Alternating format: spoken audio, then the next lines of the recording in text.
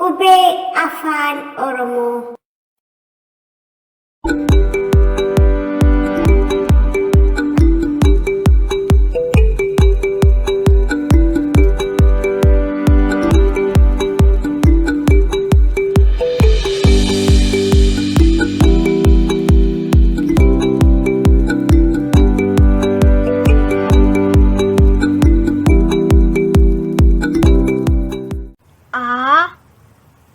Ba, cha, da, e, fa, ga, ha, i, ja, kha, la, ma, na, o, pa,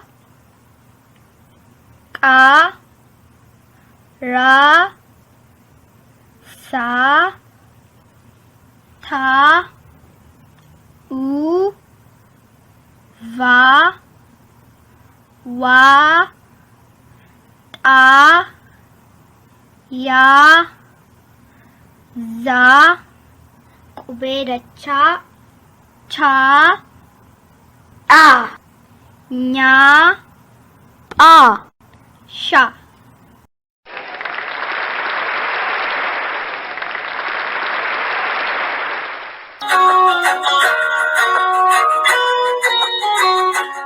Amma sirraa deebinu.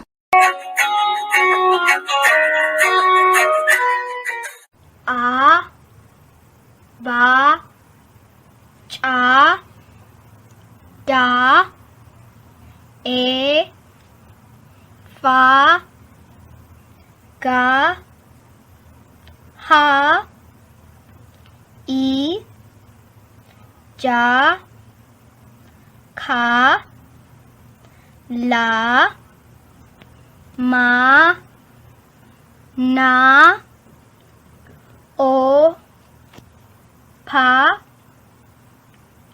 ka, ra, sa, tha, u, va, wa, ta, ya, za, qubee dachaa, cha, a, nya, a, sha.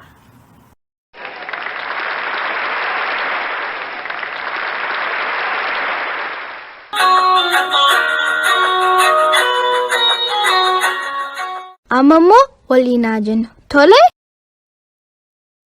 A, ba, cha, da, e, fa, ga, ha, i, ja, kha, la, ma,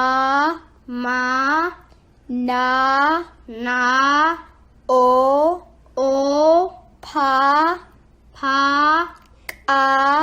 ka, ra, sa, tha, u,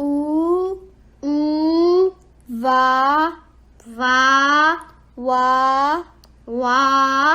ta, ya, za. Qubee dachaa, cha, a, nya, a, sha.